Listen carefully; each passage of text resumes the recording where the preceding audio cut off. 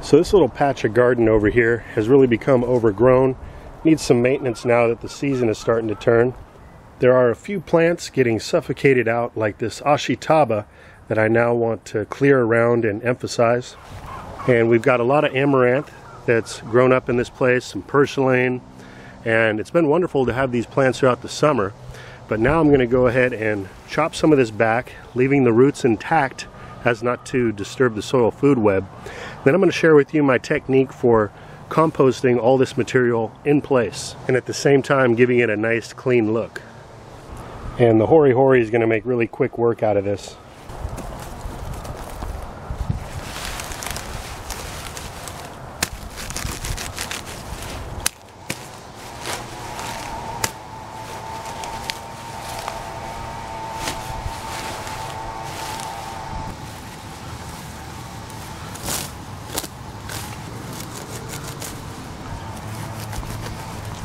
Again, just leaving those roots in the ground, not disturbing the soil, but building the soil.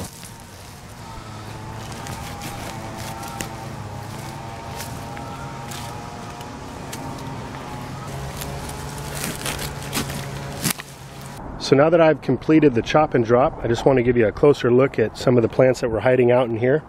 Next to the red currant, we've got some ashitaba. There's ashitaba all throughout this patch here. Here I've got some turmeric. Right here in the middle is a sea buckthorn.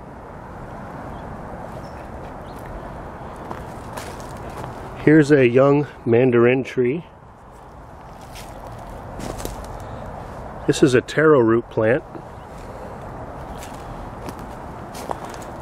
We've got ground cherries on the edge of the border here. We got some borage, and there's some other younger borage plants that have self-seeded. Here I've got some society garlic.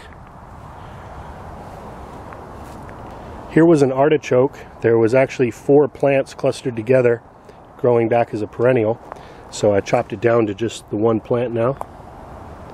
And on the edge over here is an abundant tree kale. So a lot of the plants that were growing over in this patch, the amaranth, the purslane, the borage, the ground cherry, are all prolific self-seeders. And one of the ways I'm going to control their habit is to actually put down a sheet mulch. So rather than just dump a bunch of wood chips on here and compost in place that way, I'm going to first put a sheet layer down, and I'll be using this brown craft paper roll, also commonly sold as painter's drop cloth. Now before moving forward with the sheet mulching, I decided to go ahead and fertilize the area with some worm castings.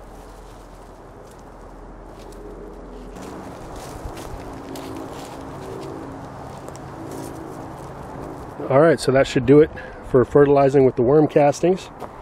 Put quite a bit out here around all the different plants. I also decided it would be a good idea to thoroughly water this area, seeing as it's been very dry out here for a while, before I put down that sheet mulch. So I'm going to give this a really good soaking. I'll let the sprinkler run for about 30 minutes or so.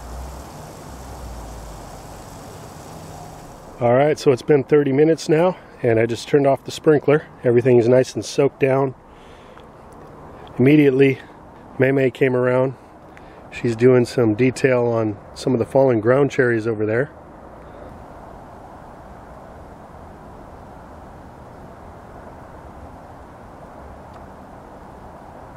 And finally, I'm going to take one last step before laying down the sheet mulch. I'm going to give this area a bit more of a boost by feeding it some fish emulsion fertilizer. So the worm castings are going to act more as a slow feed, whereas this fish emulsion here is going to give these plants an immediate boost.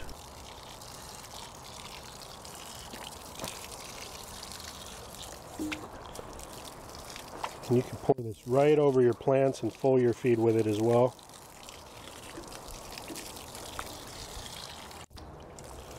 It's nice the sun decided to come out. We've had an overcast day for most of the day. Alright, now I'm ready to start sheet mulching with this brown paper roll. So as you can see, I just cut a slit in the paper and then just work it around the plants that I want to keep.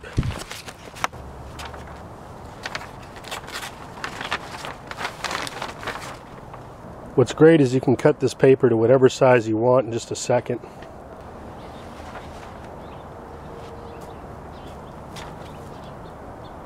Alright, so I'm going to start putting my wood chips down so I can walk over this and get towards the center here.